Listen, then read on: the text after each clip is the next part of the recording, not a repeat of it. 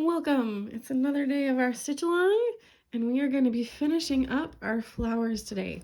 Today are all simple flowers, but I like them a lot. They're great little filler flowers to kind of fill in this bottom area and add a little bit more color. So we're going to start over here on the left with this flower, and we're going to make lazy daisies or detached chains, and then we're just going to make a bunch of French knots to fill in everything else. So let's make our detached chains first. We're going to come up here at the base of this petal, and before I forget, I'm using 3 strands of 33. That's the lighter purple for this pattern.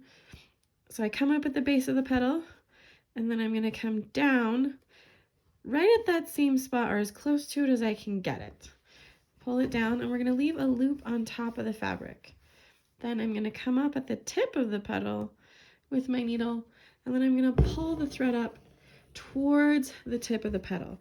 And we pull this direction so that our petal will lay nice and flat to the fabric instead of being pulled the wrong direction and being pulled tight down over here, which is not what we want.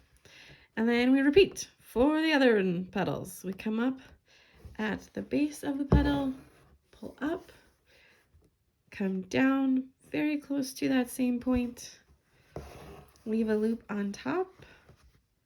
Oh, move some other flower. Come up at the tip of the petal, pull towards the tip of the petal, and then we're going down on the outside of the petal to anchor the stitch. And I like to make these anchors as small as I can, so I try and keep it really close to the tip there. And as long as you're on the outside of the flower, it should anchor down and hold just fine. I'm going to make the rest of these detached chains, and then we'll check in.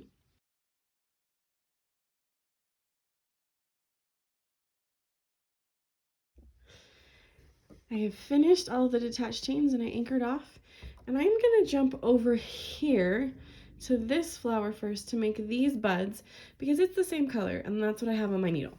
So we're going to make some single wrap French knots, and the important thing to remember here is that these buds, these little bud flowers, they don't touch the stem, so you want to make sure there's a little gap between the flower and the stem. So we're going to make a French knot by making a loop from our left hand to our right hand. We wrap the thread around the needle one time. I like to hold the thread with my finger, put the needle back into the fabric, close to the up point. You slide that knot down to the fabric, hold the tail out of the way, and pull down. And then we'll repeat. Maybe I should have started on the lower one. I'm going to do this one next.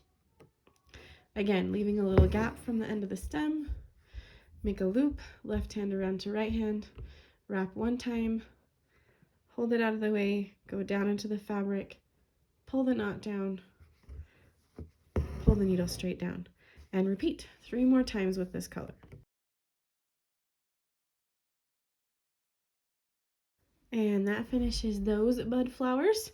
I am going to switch over to 728, our yellow, to make 1 French knot here, and then we're going to make teal French knots for these 2 flowers. So let's find 728, and then we'll make a French knot. I have found my 728, and now we're going to make just another French knot right here. And I think I'm going to make this one be 2 wraps.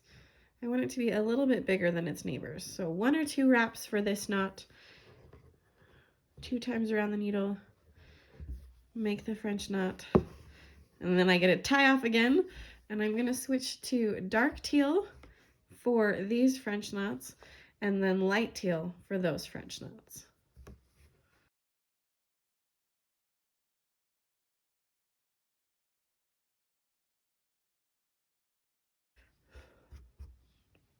All right, with that, we have finished all of our flowers, and we are ready to stitch the lettering tomorrow and be that much closer to finishing our whimsical flower hoop.